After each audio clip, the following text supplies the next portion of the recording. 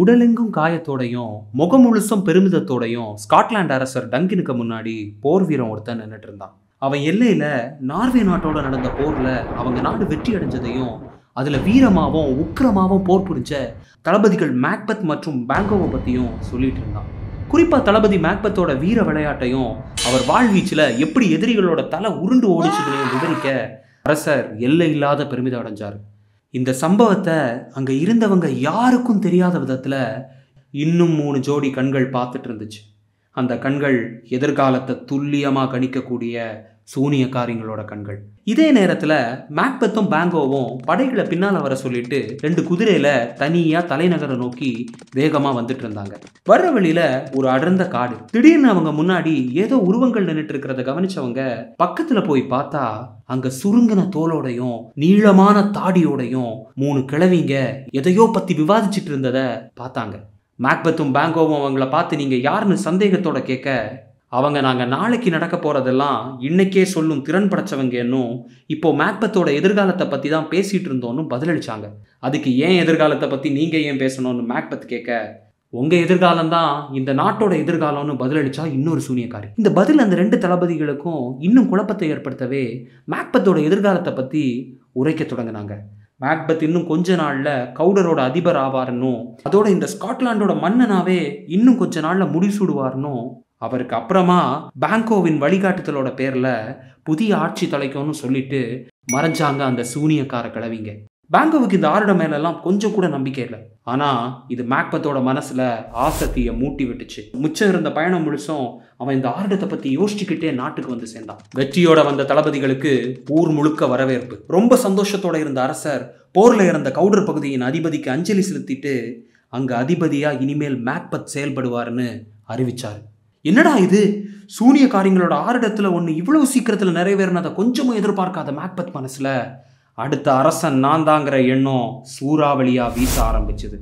அடுத்த மன்னன் நான் தாங்கிற எண்ணம் பலமா இருந்தாலும் அரசர் டங்கினும் அரசர்கள் மால்கம் டொனால்பன் இருக்கும்போது அது எப்படி சாத்தியமாகுங்கிற குழப்பத்தோட வீடு போய் சேர்ந்தாரு. அங்க லேடி மேக்பெத் கவுடர் பகுதியோட புதிய அதிபதியான தன் கணவரை வரவேற்க ஆடம்பரமான விழாவிற்கு ஏற்பாடு செஞ்சிருந்தா.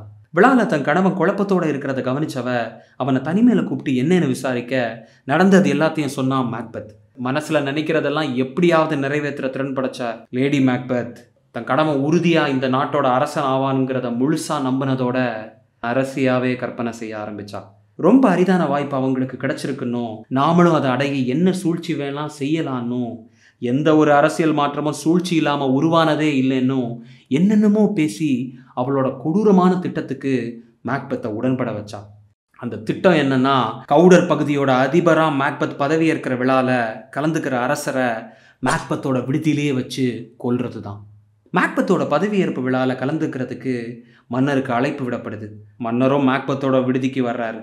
மிக ஆரவாரமாக அரசர் டங்கினையும் அவரோட மெய்காவலர்களையும் வரவேற்ற மேக்பெத் தம்பதியினர் அவங்க குடிக்கிற மதுவில் மயக்க மருந்த கலக்கி தூங்க வைக்கிறாங்க.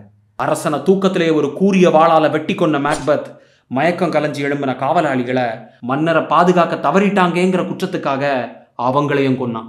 அரசர் கொல்லப்பட்ட செய்தியை கேட்ட இளவரசர்கள் மால்கமும் டோனாலும் அந்த நாட்டை விட்டு தப்பி ஓடி இங்கிலாந்து அப்புறம் அயர்லாந்துல தஞ்சடைறாங்க. எதிர்ப்பே இல்லாத நிலையில மேக்பெத் ஸ்காட்லாந்து நகரத்தோட அரசனா முடிசூடுறான். ஸ்காட்லாந்து மக்கள் தங்களோட புதிய அரசன் மேக்பெத்தை வரவேற்க மிகப்பெரிய விழாவுக்கு தயார் பண்ணாங்க. அதை முன்னிட்டு நாட்டில் இருந்த எல்லா பிரபுக்கள் அப்புறம் அரசவை உறுப்பினர்களுக்கு ஒரு சிறப்பான விருந்தை அரசர் மேக்பெத் ஏற்பாடு செஞ்சிருந்தார். இந்த விருந்தை எல்லாரும் கோலாகலமா கொண்டாடிட்டு இருக்க 2 பேர் மட்டும் அந்த விழா பத்தின சிந்தனை இல்லாம வேற சிந்தனையில ஆழ்ந்திருந்தாங்க. இதுல ஒருத்தர் தளபதி பேங்கோ. அரசர் டங்கின் மேக்பெத்தோட விடுதியில வச்சு கொல்லப்பட்டதிலும் அவசரமா மேக்பெத் முடிசூடிக்கிட்டதுலயும் ஏதோ சதி இருக்கிறதா யூகிச்சாரு. அந்த இன்னொருத்தர் அரசி லேடி மேக்பெத்.